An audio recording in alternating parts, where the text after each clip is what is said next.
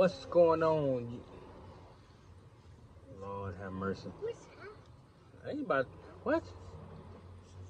Lord have mercy. What's going on YouTube? It's your boy Humble Warrior checking in with you today.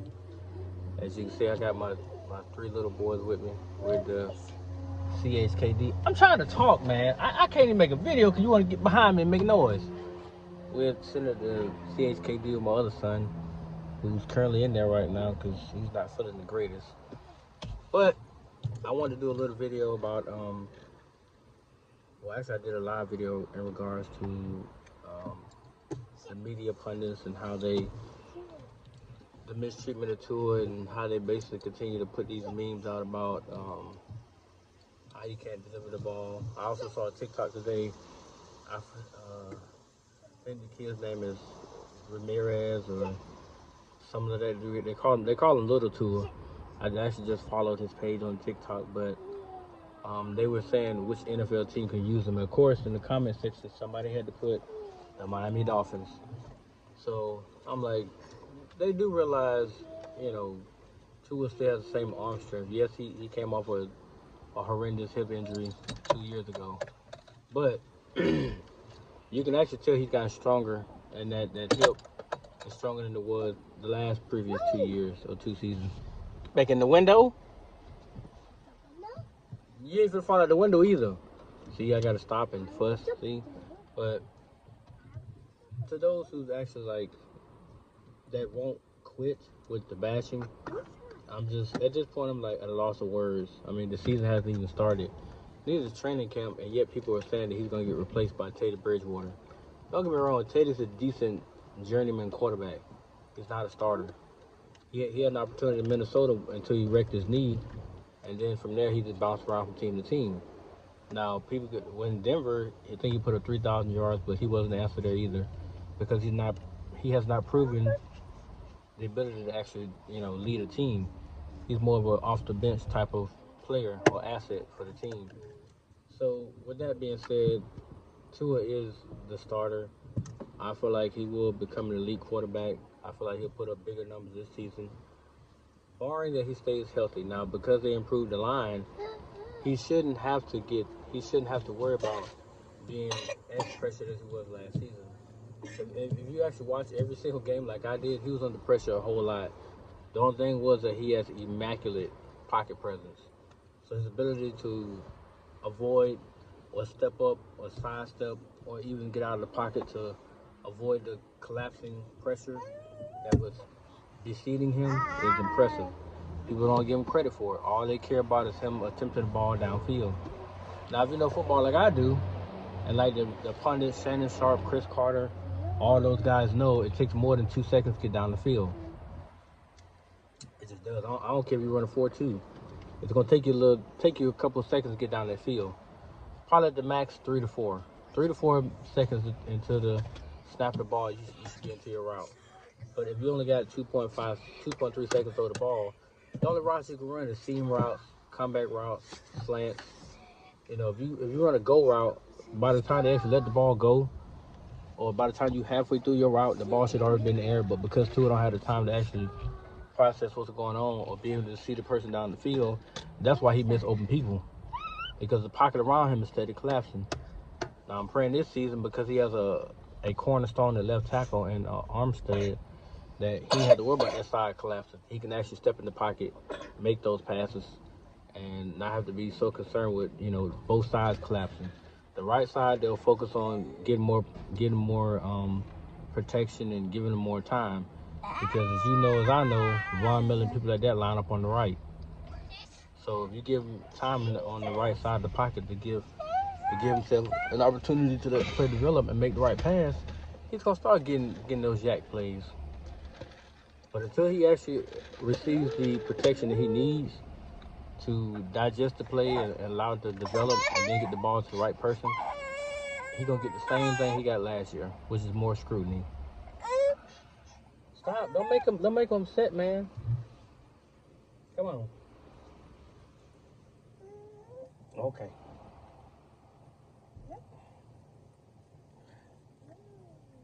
There you go.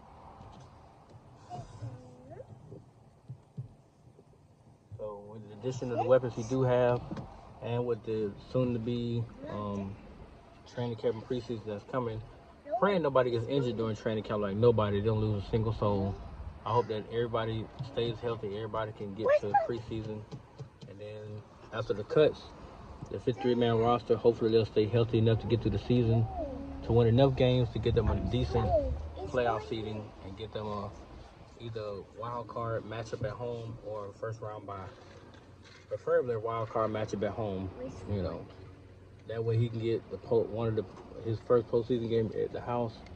Hopefully they'll put up, really good numbers. They'll win. They'll move on to the divisional, which they have to go on the road more than likely, and they'll play whoever it is on the road. And hopefully it's competitive to where he doesn't get blown out. But I really don't see him doing the same thing Jalen Hurts did. Because if you saw Hurts in the postseason, not to diverse, but if you see Hurts in the postseason, it's the exact same thing he got in the regular season. And because of it, they got blown out. I mean, the final score didn't indicate that because the final score was 31-15. But at one point, the score was 31-0. And Tampa was touring with them then. So I don't think Tua's going to have that kind of a, postseason struggle. I could see him averaging 250 yards, 2 touchdowns, with a QBR of like 87 or maybe 90. I think they'll probably keep his passes between 20 and 25. Maybe like I said, 250 yards with the yards per attempt being at like 11.2, between 11 and 11.2 yards per attempt, and that should be more than enough to solidify his spot as a top 15 quarterback in this league. Because right now he's in the top 20. He's barely on the top 20 right now. So I still think he'll be a top 15 by the end of the season, probably a top 10. Because I think he's gonna put up tremendous numbers this year. I'm talking, like I said, 4,500 yards, 30 touchdowns. That'll put him in the elite company of Aaron Rodgers and Tom Brady and Herbert and Burrow, Wilson, people like that, where you'll have to start respecting his game. Okay. I know you. No. This is not. I'm trying to make a video. This ain't no live feed. He go, no. I'm trying to make a video now. I don't feel like fussing with you. You could be something else for real. Can't make a video talking about what I want to talk about, because this one over here, this one is gonna start making noise like no other. But anyway, as long as he put up the numbers I know he can, because the first 4 games are gonna tell a lot about what they can do. I think they go 3-1. The only game I see them beating the Patriots. I see them beating the Ravens. Now the Bills game, that's gonna be the question. If they can keep that game close and they manage to beat the Bills, then I think the next game is it's not the Bengals. I forgot who their 4th game is against.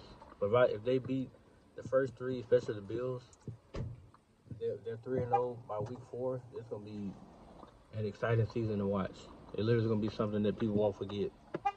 And I feel like they owe Buffalo because Buffalo's on them the last 2 years. But people are biased because they'll say, "Oh, well, Buffalo beat you guys. They blew you out." Yeah.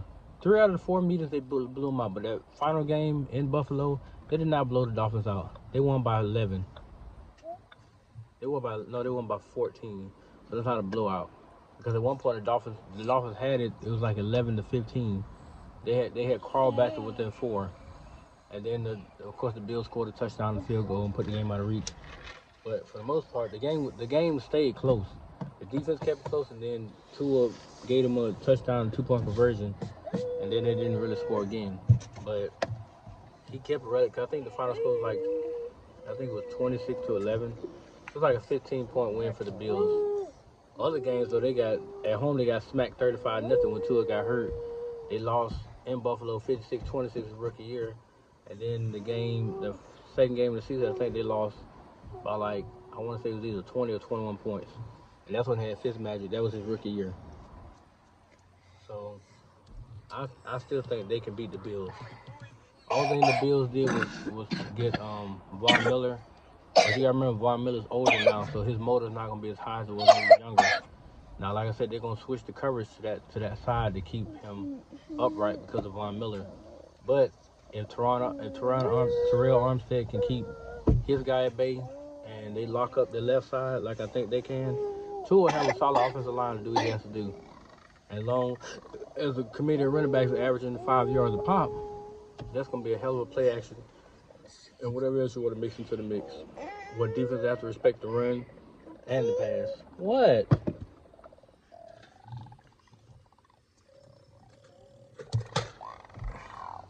Can't do a video because I got to, deal with him. But that's it, guys. Let me know what you think. Let me know in the comment section how many yards you think Tua gonna put up this year. What would their record be and why? And I'll be sure I respond to it. This is my first video I made in a minute, so it wasn't gonna be long because I don't have a lot to talk about. Training camp don't start to like the middle part of July. It's like I think July 20th. So okay, I keep telling you it's not a live video. So let me know what you guys think, please.